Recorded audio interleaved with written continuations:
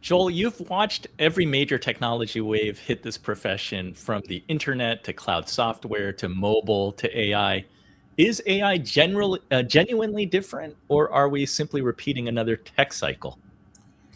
It's a little bit of both, in the sense that advisors tend to be slow adopters of technology historically. It's not new, although I do think this time is a little different. And I think what's different this time is the magnitude of the change. I think most advisory firms to date don't realize how transformative this technology is. If you look out into, just everything that's going on in the world and you see how quickly things are changing, they're really changing rapidly, right? If you look at Moore's law and think about how every new generation, even of computing power, was kind of like 2 years or 3 years even at the beginning, and now it's kind of every 2 weeks. And so, just keeping up on the pace of change and what's available and what's not, I think, is a challenge to most advisory firms. Derek, you've built a business around matching people with the right advisor. If portfolio construction is becoming more commoditized, what are clients actually looking for when they choose an advisor today? Well, it goes back to the fundamental bit about just being human, in that we want to work with someone that we can establish rapport with and trust. And those are not byproducts of my location, the portfolio you've constructed for me necessarily, but much deeper human elements. As you said earlier in the intro, actually, the human element's really important. And so people are looking for someone that understands them, that understands the meaning behind their money. Like, great, we've constructed this portfolio, we've used technology to make it optimized, but what are we actually doing with this money? What's it for? What are we using it for? Like, is it to buy that second home? Is it to retire? Is it to send the kids to college, and so on? And those are things that I don't think we can dialogue with AI in a meaningful way, where another human advisor as we can, but we have to be able to trust that advisor and feel a connection to them to do that.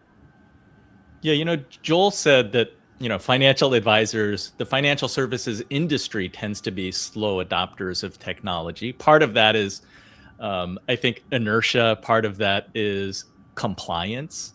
Do you think there's a big gap between where the consumer is today using AI versus their advisors?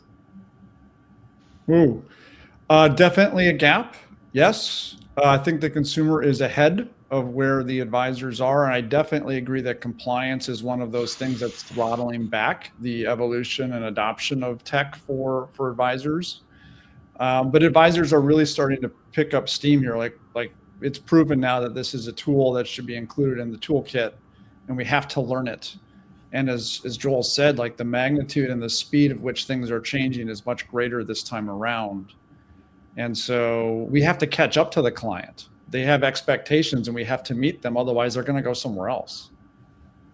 Augustus, has democratizing investing actually made people better investors, or simply given them cheaper access? I think it's a little bit of both, because, AI is how you direct it in the way that most clients are using it, right? A chatbot, ChatGPT, they're asking questions, but still one of the core fundamental problems and challenges that clients, consumers, people as a whole have is they don't even know the questions to ask. So, ChatGPT, Google, really, we're talking about, Googling things and having, full AI answers is going to be consuming a lot of advisors' inbound, really. And if advisors are not able to create the outbound and be able to be present and be an easier route to ask a question, they're going to have challenges trying to keep clients engaged and steer them in the direction that, provides reliable, expert advice. Let's go on to segment 2.